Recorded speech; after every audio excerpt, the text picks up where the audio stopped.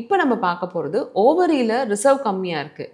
AMH 1.2 கம்மியாக இருக்குது. ஏற்கனவே ஐவிஎஃப் பண்ணி ரொம்ப 4 அல்ல 5 எக் தான் வந்துச்சு. அப்படின்றவங்களுக்கு நம்ம ஒவேரியன் பிஆர்பி பண்ணோன்னா கொஞ்சம் ரிசல்ட்ஸ் இம்ப்ரூவ் ஆகுது. PRP treatment platelet rich plasma. நம்மளோட பிளட்டில் பிளேட்லெட்ஸ்னு ஒன்று இருக்குது.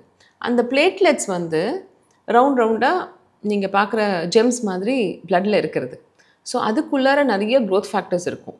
ஸோ அந்த க்ரோத் ஃபேக்டர்ஸ் வந்து முடி கொட்டுறவங்களுக்கு முடியில் ஹேரில் ஸ்கேல்பில் போட்டால் முடி நல்லா வளருது. பர்ன்ஸ் வூண்ட் வருது, தீக்காயம் பட்டுடுச்சுன்னா அந்த இடத்துல பிஆர்பி போட்டால் ஊண்டு ஃபாஸ்ட்டாக ஹீல் ஆகும். ஸோ ஈவன் சிசேரியன் ஊண்டில் கூட பிஆர்பி போட்டால் நல்லா ஏற்கனவே ஊண்டு பிரச்சனையாக இருக்கிறவங்களுக்கு ஹீல் ஆகும். இந்த மாதிரி நிறைய ஸ்டடீஸ் வந்துருச்சு. ஸோ நம்ம எப்படி ரீப்ரொடக்டிவ் மெடிசனில் குழந்தையின்மையில் இதை எப்படி யூஸ் பண்ணிக்கிறோம்னா 2 விதமாக யூஸ் பண்ணிக்கிறோம். ஒன்று யுட்ரஸில் லைனிங் கம்மியாக இருந்துச்சுன்னா பிஆர்பி போடுறோம்.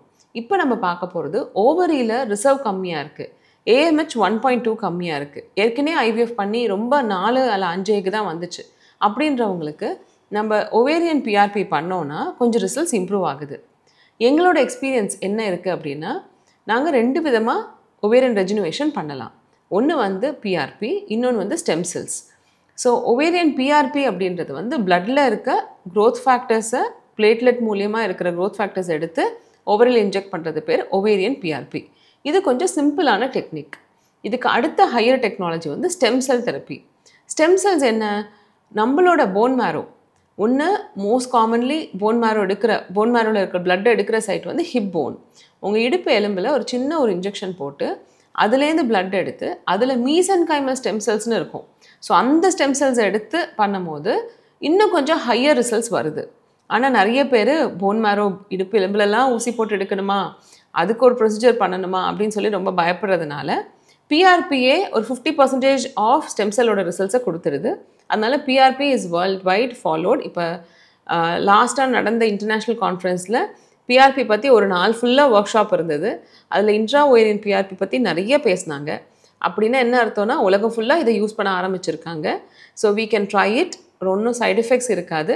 இஃபெக்ட்ஸ் பிரமாதமாக இருக்குமான்னு கேட்டிங்கன்னா 75% ஆஃப் பேஷண்ட்ஸ்க்கு அட்லீஸ்ட் கொஞ்சமாவது இம்ப்ரூவ் ஆகுது.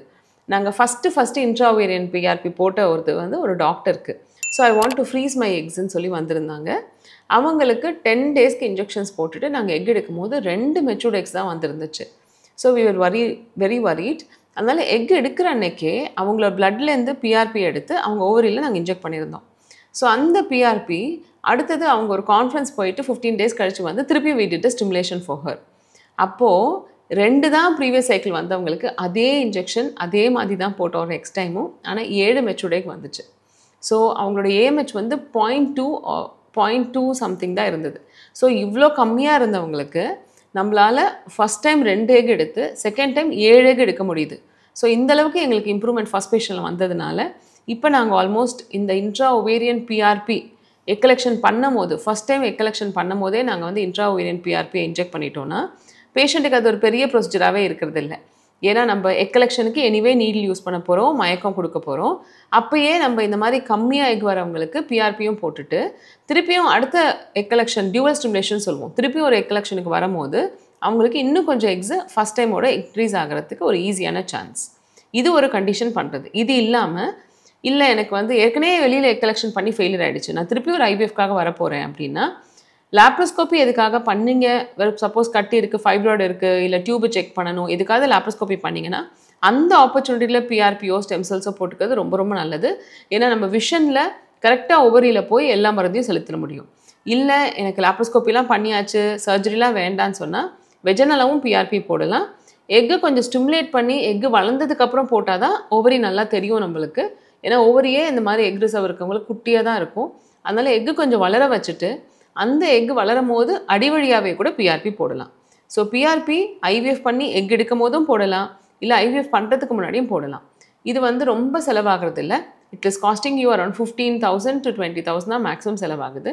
ஸோ இந்த செலவை வச்சே நம்மளால் இன்னும் ஒரு 2 ஐவிஎஃப் சைக்கிளில் வர அளவுக்கு எக்ஸை வந்து ஒரே ஐவிஎஃப் சைக்கிளில் கிடைக்குது அப்படின்னும் போது நீங்கள் டோனர் எக் ப்ரோக்ராமுக்கு போகாமல் உங்களோட எக்கில் கிடைக்கிறதுக்கு என்னெல்லாம் பண்ண முடியுமோ அப்படின்றத திங்க் பண்ணி பார்த்தோன்னா PRP is a one good choice without much side effects.